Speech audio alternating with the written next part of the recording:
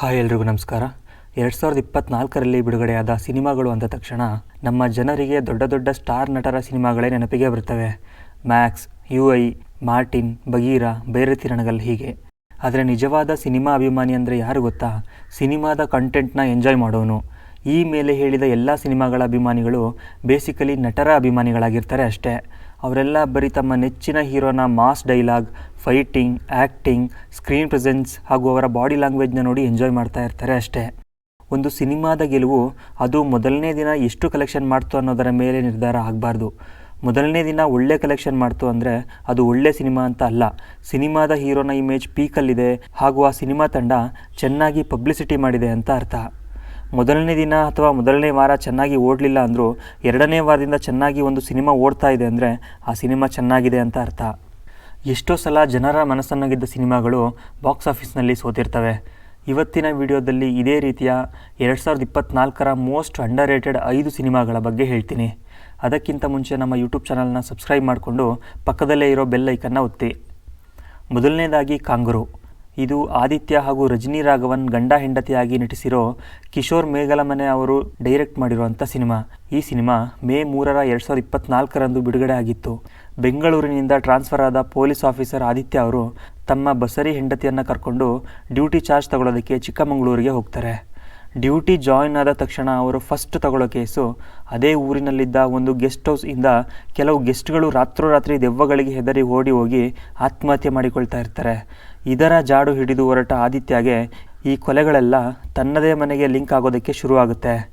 ಸತ್ತವರೆಲ್ಲ ಯಾರು, ಸಾಯಿಸಿದವರು ಯಾರು, ಅಲ್ಲಿ ಇದ್ದ ದೆವ್ವ ಯಾರದ್ದು, ಇದೆಲ್ಲ ಸಿನಿಮಾದ ರೋಚಕತೆಯನ್ನು ಹೆಚ್ಚಿಸುತ್ತೆ.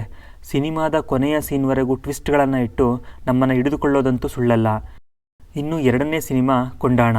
ವಿಜಯ್ ರಾಘವೇಂದ್ರ, ರಂಗಾಯಣ ರಘು, ಭಾವನಾ ಮೆನನ್ ಪೊಲೀಸ್ ಪಾತ್ರದಲ್ಲಿ ಆ್ಯಕ್ಟ್ ಮಾಡಿರುವಂಥ ಸಿನಿಮಾ. ಒಂದು ಏರಿಯಾದಲ್ಲಿ ವಿಪರೀತ ಕ್ರೈಮ್ಗಳು ನಡೀತಾ ಇರ್ತವೆ. ಆ ಕೇಸ್ ಇನ್ವೆಸ್ಟಿಗೇಷನ್ನ ಹೆಡ್ ಆಗಿ ಭಾವನಾ ಅವರು ತನಿಖೆ ಮಾಡ್ತಾ ಇರ್ತಾರೆ. ಅದೇ ಏರಿಯಾಗೆ ಹೊಸ SI ಆಗಿ ವಿಜಯ್ ರಾಘವೇಂದ್ರ ಬರ್ತಾರೆ. ಬಂದವರು ಅಚಾನಕ್ಕಾಗಿ ಒಂದು ಕ್ರೈಮ್ ಮಾಡಿಬಿಡ್ತಾರೆ.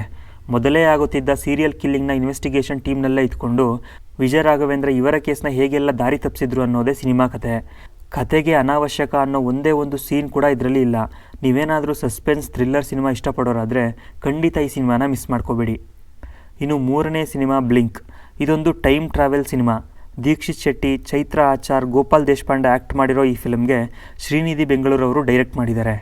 ಸಾಮಾನ್ಯವಾಗಿ ಹೊಡಿ ಬಡಿ, ಲವ್, ಡಬಲ್ ಮೀನಿಂಗ್, ಹೀರೋಯಿಸಮ್ ಫಿಲ್ಮ್ಗಳನ್ನೇ ನೋಡಿ ಜನ ಹೊಸದೇನಾದ್ರು ಮಾಡ್ರಯ್ಯ ಅಂತಾರೆ. ಆದರೆ ಈ ಥರ ಹೊಸ ಥರದ ಸಿನಿಮಾಗಳು ಬಂದಾಗ ಕೈ ಬಿಟ್ಬಿಡ್ತಾರೆ. ಪ್ರತಿ ಸೀನ್ನಲ್ಲೂ ಮುಂದೇನು ಅಂತ ಕುತೂಹಲ ಹೆಚ್ಚಿಸೋ ಸಿನಿಮಾ ಬ್ಲಿಂಕ್.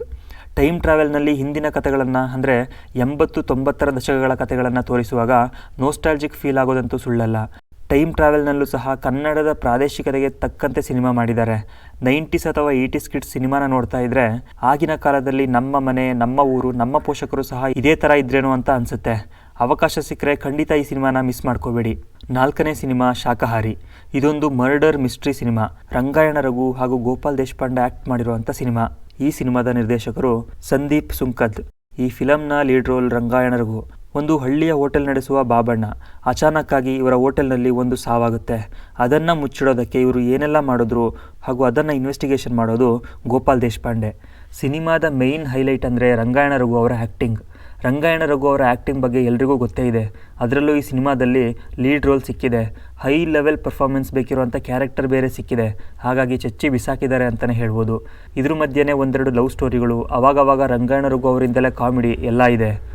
ಐದನೇ ಸಿನಿಮಾ ಮರ್ಫಿ. ಇದು ಕೂಡ ಒಂದು ಟೈಮ್ ಟ್ರಾವೆಲ್ನ ಕತೆ. ದತ್ತಣ್ಣ, ಪ್ರಭು ಮುಕುಂದರ್, ರೋಶ್ನಿ ಪ್ರಕಾಶ್ ಅವರು ಆ್ಯಕ್ಟ್ ಮಾಡಿರೋ ಈ ಸಿನಿಮಾಗೆ BSP ವರ್ಮಾ ಅವರು ನಿರ್ದೇಶನ ಮಾಡಿದ್ದಾರೆ. 2024ರಲ್ಲಿ ಇರೋ ಒಬ್ಬ ಕಾಲೇಜ್ ಹುಡುಗನ ತಾತನ ಹಳೆ ರೇಡಿಯೋ 90ರ ದಶಕದ ಒಂದು ರೇಡಿಯೋಗೆ ಕ್ರಾಸ್ ಕನೆಕ್ಟ್ ಆಗಿ 2024ರ ಕಾಲೇಜ್ ಹುಡುಗ 90ರ ದಶಕದ ಕಾಲೇಜು ಹುಡುಗಿ ಜೊತೆ ಲವ್ ಆಗೋ ಕತೆ.